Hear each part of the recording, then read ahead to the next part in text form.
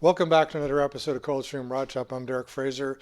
In this week's episode, our number one priority is to get the grill shell and the hood prepped for paint because tomorrow night Jesse's going to come over. We're going to spray this. There's very little to do to it. As I said at the end of last week's video, some tiny little places we use some spot putty on to fix up. But otherwise, we're going to fix those, scuff everything down, hang them up, drop the curtains, and then Jesse will get to spray this the same color as. Oh, yeah, yeah. And the headlight buckets. Completely forgot about those. Um, these were headlight buckets. We stripped them down before. We epoxy primered them. We've got to sand those. So it's the headlight buckets, the hood sides, the grill shell, and the underside of the cowl vent. I got to remember to bring the underside of the cowl vent over so we get that. But anyways, tomorrow night, I'm going to work all through today, get this all prepped, get the curtains down, everything hung, get everything blown out, sweeped out just like we did last time. And then Jesse will be here and we'll spray this stuff. Once that's done, probably we'll pick away at a couple other things on the Camera Ladies Roadster, whatever we can do. And then maybe do some work on Ellie's coop, maybe trying to fit the firewall in and welding the firewall up. The firewall is over there. It's been relieved a little bit to clear the distributor, so I've got some weld touch-up stuff to do on that. So we'll step you through that and show you what we're doing. So anyways, follow along. We're working on the 32 Roadster and the 32 coupe. Well, it's Thursday night. I've got everything all sanded and blown off.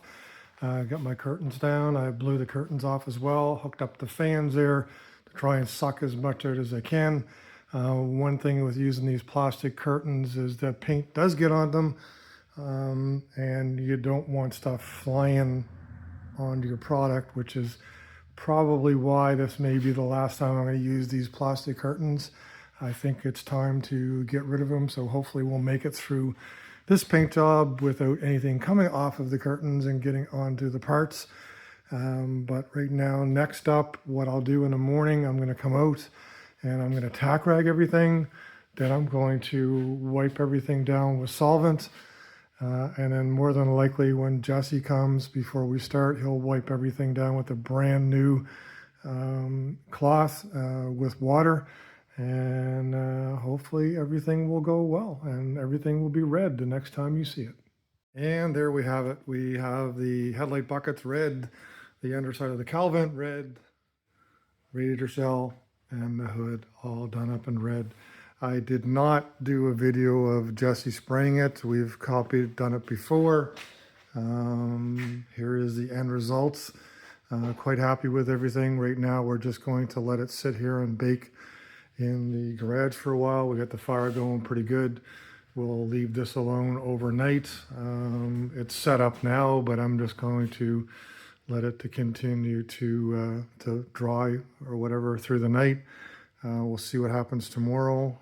Maybe if everything's happy with everything, start moving some parts over to the other garage. But if not, we'll wait and we'll work on something else. Well, it's the next day and it's the aftermath of painting. Got to clean all this stuff and put it away. Gun was clean last night, but we'll clean it one more time. It's a really good gun, so I don't want to take a chance of it coming up and not being able to use it again.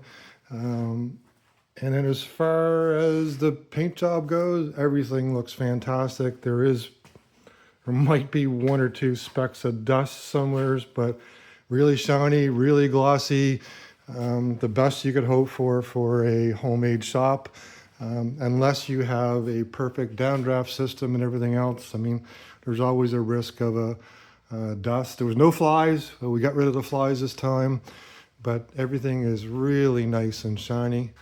No orange peel, no runs. Like I said, maybe one or two specks of dust, maybe. I would assume so, but you know, turned out really nice. Jesse did a wonderful job, which I knew he would. At this stage though, I'm gonna be err on the side of caution here. I'm gonna let this hang for a full 24 hours before I touch anything, before I handle it.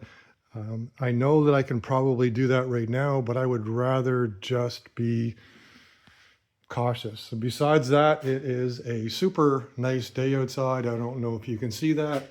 It's the middle of April and there's still some stuff to do outside. So this afternoon, I'm gonna, after I clean all this stuff up and move stuff out of the way that I can, I'm gonna head outside for a spring day and do some cleanup outside, and then we'll get on to this stuff tomorrow. The Roadster is getting one more piece of jewelry put onto it finally. Had the windshield frame out to a local glass cutter. They finally were able to get the glass cut. I wasn't in a big rush, but anyways, we finally get it done, got the glass cut, put in the windshield frame, and then put everything on the car. The stanchions had been previously fit, tightened everything down. One thing kind of bothered me, the rubber feet here, they don't fit perfectly, but I looked at a bunch of others and none of them do. So looked at a friend's and same thing. So just kind of look the same as everybody else's.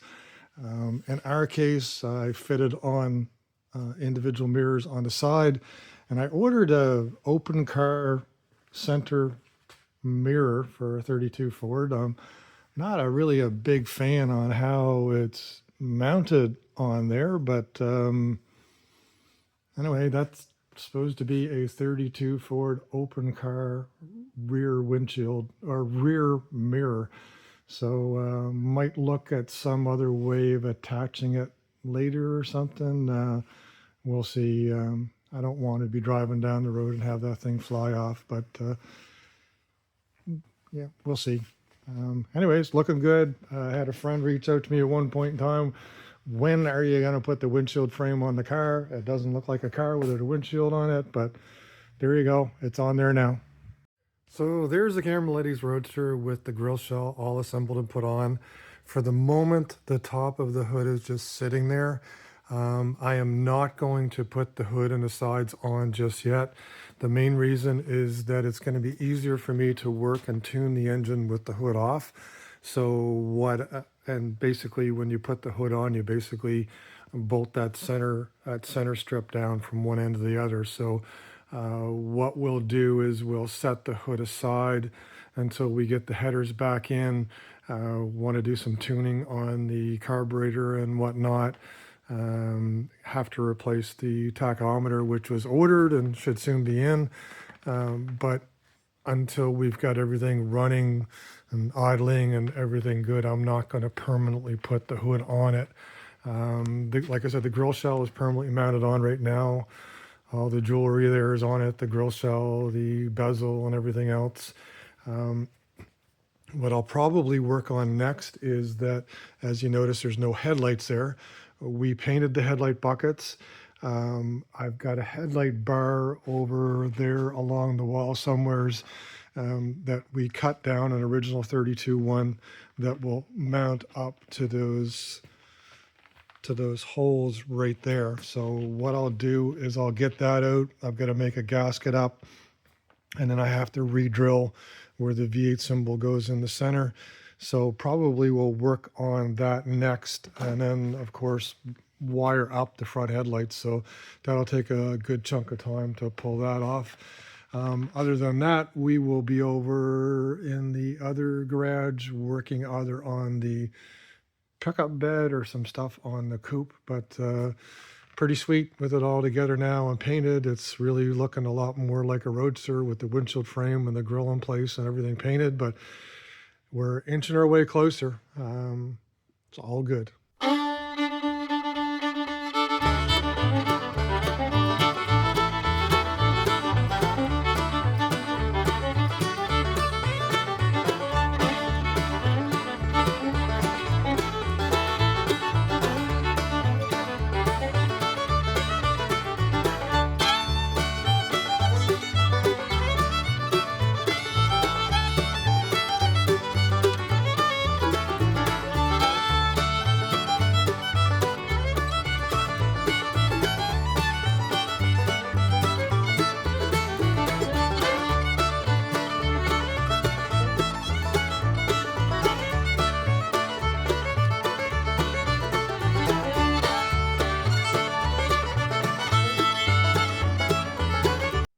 hopefully you can see from the time lapse, I put on the front headlight bar.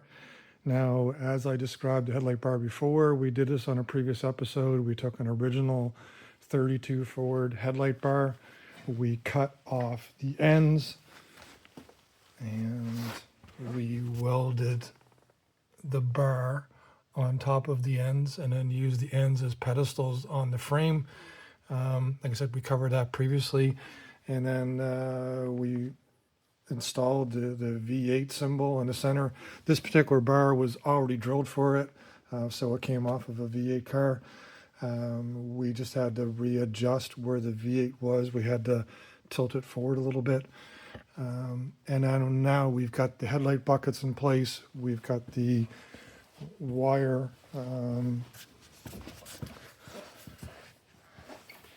covers going through the radiator cell. There's a little rubber grommet there that they come through. Now we just have to finally hook up the wires here. As you've noticed, I didn't put the headlight bulbs in yet because they came with halogen bulbs. I'm going to use LED bulbs. I've got them on order. They're just not here yet. They'll be here in another day or so. So instead of putting them on, taking them back off again, I'm just going to wait until the LED lights come in. So kind of pushing more things forward, putting more jewelry on the front of the Roadster. She's looking much, much more finished. The other thing I did work on, had to put the overflow tank in. This is a type of overflow tank that I've used many a time. And essentially all I've done is I've taken a flat piece of aluminum stock here. I've bent it and then used the bolts that go through the radiator cell through to the radiator brackets to hold it in place. And then it's just bolted in place here. Now, I painted this black. I'll go over here. I'll show you some more thing that I did on the other cars, so you'll kind of see a little bit more of what I did. So here's the 29 Model A, and then there's the aluminum bracket that I've just fabricated to fit between the grill shell and the radiator. And I think I can show you also on a 32 pickup, I did the same thing. And it's a little more obvious, so you can see it right there. When the hood goes on it, you can't see it. The aluminum here blends in with the aluminum. Over on the 32 Roadster, we had a black radiator, so I wanted to paint the bracket black so it blended in a little bit more. So that's kind of the finished installation of the overflow tank. We've just got a hose going from here down to the bottom, and then another hose here. I just run it down. You can't quite see it there, but there's a brake line there. I just fit it in behind the brake line. So right now I've actually got this one headlight pretty much wired in place. I've got to tuck everything inside the radiator cell. The only last thing I've got to do on this side is actually hook up the ground wire, but everything's all ready to go on this side. I'm just going to carry on doing the other thing and just get as much done for this episode as I can. One of the things I mentioned I was going to do either in last episode or the introduction of this one was that I wanted to make a new headlight bar for the Camera Ladies Roadster. Now, what we originally did when we mocked everything together was we bought these stainless steel pedestal mounts from Speedway. The headlights are in the right position as far as forward as what we wanted, but one of the things I ultimately wanted to do was to have that original look of the way they used to cut the ends off the headlight bars, and then you would have the bar going across here and put the little V8 sign onto it. So one thing happened as a result of that video, someone reached out to me and said, hey, I've got a 32 headlight bar for sale. So we picked it up. So what we're going to do today is, or I'm in the middle of doing, because I started doing it already, was I cut the original 32 headlight bar. I cut the ends off it like this on both ends, and I used the mini grinder and I ground the excess off here on both ends. So now what I'm going to do is I'm going to take these, I'm going to mount them on the frame over there. More than likely they're going to be sitting a little further back because they shape a little more forward like this. than what those mounts over there did. So the holes have to go further back on the frame. So going to mount those up, drill the holes. We'll get those on the frame, and then probably what I'll do then is I'll grind the tips of these so that we can weld it to this frame. So follow along. So carrying on with the headlight bar little project that we're doing right here, right now. Like I said, I had to mount these brackets a little further back. So this hole here was common with this. So as you can see, it came to the side. These brackets, arc forward. The other thing I had to do, I actually had to weld the holes up. And if you can see, I had to put these on an angle like this. So I wasn't able to do them in line. The reason being is that when you go to weld this top on here, I'll try and do it with one hand. I don't have any helpers right now. I had to move it out so the bases there would correspond with the welded area on the headlight bar. Otherwise, what was happening before was that the stainless was kind of coming in contact with that bar. Now, a couple things, I probably could have heated these bars up and bent them, but I didn't really need to do that just by canting them a little bit. It basically puts the welded area onto the steel area of the headlight bar. So what I'm going to do right now, I'm going to dress the tops of those bars right there. Right here, I'll dress those up a bit. I'll put a chamfer on them, and then I'll get ready to, and I'll clean up the bottom of the headlight bar, and I'll get ready to weld those on. Here's the next step. I have the headlight bar tack welded in place. I've just got it tack welded there on one side, and then I tack welded on the other, because when you go to weld it, it'll pull one way or the other. I tried to make sure that these cups were relatively level, but the thing is, the frame isn't exactly at the angle that it's going to be on the car.